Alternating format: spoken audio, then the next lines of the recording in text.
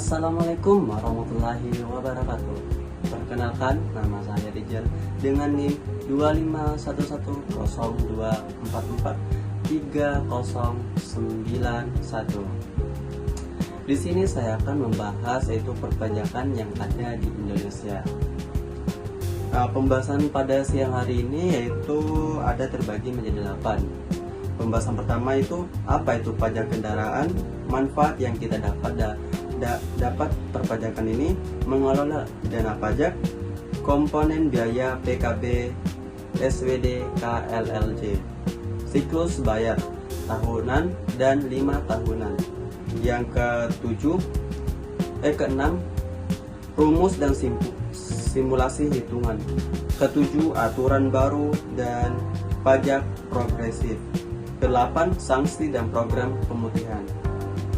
Di sini kita akan masuk pembahasan pertama, yaitu apa sih itu pajak. Nah, pajak ini pengertian pajak terbagi menjadi 2, yaitu iuran wajib, pajak kendaraan. Pajak adalah kontribusi wajib kepada negara yang bersifat memaksa berdasarkan undang-undang tanpa mendapatkan imbalan secara langsung. Yang kedua yaitu pajak kendaraan. Nah, khusus motor disebut PKB, pajak kendaraan bermotor. Pajak ini dikenakan atas pemilikan dan atau pengusaha kendaraan bermotor roda 2 dan 3. Pembahasan kedua itu kenapa sih kita harus bayar pajak? Nah, kenapa? Di sini ada dasar hukum utama, yaitu aturan terbaru mengacu pada Undang-Undang HKPD nomor 1 tahun 2022. Pajak ini adalah sumber pendapatan hasil daerah atau PAD yang vital bagi provinsi. Manfaat pajak. Manfaat pajak ini terbagi menjadi 2, yaitu bagi pembangunan jalan dan fasilitas publik. Kita masuk pembahasan pertama itu dulu, manfaat pertama yaitu pembangunan jalan. Nah, di sini kita akan mendapatkan manfaatnya: pembangunan jalan raya baru, pemeliharaan dan perbaikan aspal yang rusak, pembangunan jembatan dan flyover, menyediakan lampu penerangan jalan umum agar perjalanan lebih aman. Nah, manfaat yang kedua yaitu fasilitas publik. Nah, fasilitas publik ini terbagi menjadi 2 juga, yaitu transportasi umum, subsidi untuk transportasi publik seperti Transjakarta atau MRT di berbagai daerah agar tarifnya terjangkau. Kedua, keamanan jalan, pendanaan untuk rambu lalu lintas, markah jalan, dan operasional kepolisian lalu lintas nasional. Kemana pajak kita dikelola? Pajak motor masuk ke kas pemerintah provinsi. Berikut alur singkatnya saja, yaitu Samsat, tempat kita membayar pajak, yaitu Polri, Pemda, dan jasa raharja persatuan di sini.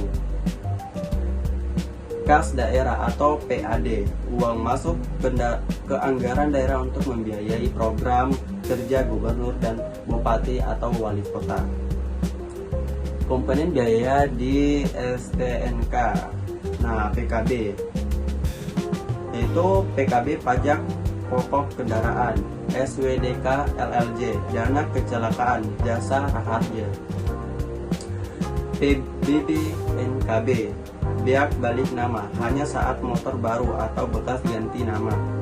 Biaya admin, biaya cetak STNK dan TNKB, plat, yaitu plat ya. Mari kita mengenal itu SWD KLLJ. Nah, asuransi dari negara. SWD KLLJ adalah sumber wajib dana kecelakaan lalu lintas. Uang ini dikelola jasa raharja untuk memberikan santunan bagi korban kecelakaan lalu lintas. 3. 35.000, yaitu biaya untuk motor roda 2. Mari kita mengenal tuh pajak tahunan dan 5 tahunan.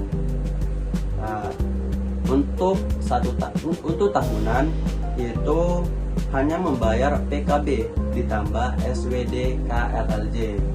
Nah, tujuan untuk pengesahan STNK agar lebih di jalan, agar lega di jalan, legal di jalan. Yaitu pajak 5 tahunan, yaitu ganti plat nomor wajib, cek fisik, gesek nomor mesin dan rangka, dan ada biaya cetak plat baru. Itu tadi pembahasan tentang pajak tahunan dan 5 tahunan. Kita masuk pembahasan dasar perhitungan NCKB. Apa itu NCKB? Nah, NCKB nilai jual kendaraan bermotor, bukan harga pasar, melainkan harga dasar yang ditetapkan mengendarai nilai. Ini menurunkan setiap tahun seiring bertambahnya usia motor. Contohnya pada gambar ini pada tahun 2021 ke 2030. Rumus hitungan sederhana, yaitu total pajak sama dengan NCKB dikali 2% ditambah SWD KLLJ. Tarif 2% biasanya berlaku untuk motor kepemilikan pertama di sebagian besar wilayah. Simulasi perhitungan. Nah, inilah gambaran simulasi perhitungan, bisa dilihat di sini, yaitu item nilai atau perhitungan subtotal. NCKB motor Matic, nilai perhitungannya yaitu 15 juta, subtotalnya nggak ada. Pajak pokok, nilai perhitungannya 15 juta dikali 2%, subtotal yaitu 300.000 rupiah. SWD KLLJ, nah total tetap, nilai perhitungan itu total tetap, subtotal yaitu 35.000 rupiah. Total bayar, nilai perhitungan PKB ditambah SWD KLLJ sama dengan subtotal yaitu 335.000 rupiah. Pajak progresif, semakin banyak motor atas nama satu orang atau alamat, semakin mahal tarifnya. Bisa dilihat di gambar ini. Oke. Kita masuk ke aturan baru tahun 2025, yaitu opsen. Apa sih itu opsen? Mulai tahun 2025 ada skema opsen pajak. Ini bukan kenaikan pajak, tetapi perubahan pembagian hasil antara provinsi dan kabupaten kota agar dana lebih cepat digunakan untuk daerah setempat. Porsi untuk kabupaten atau kota meningkat menjadi 66% dari PKB pokok yang dibayar. Untuk syarat pembayaran pajak untuk tahunan yaitu STNK asli, KTP asli sesuai STNK, uang pembayaran, dan untuk syarat pembayaran di yang 5 tahun itu STNK dan KTP asli,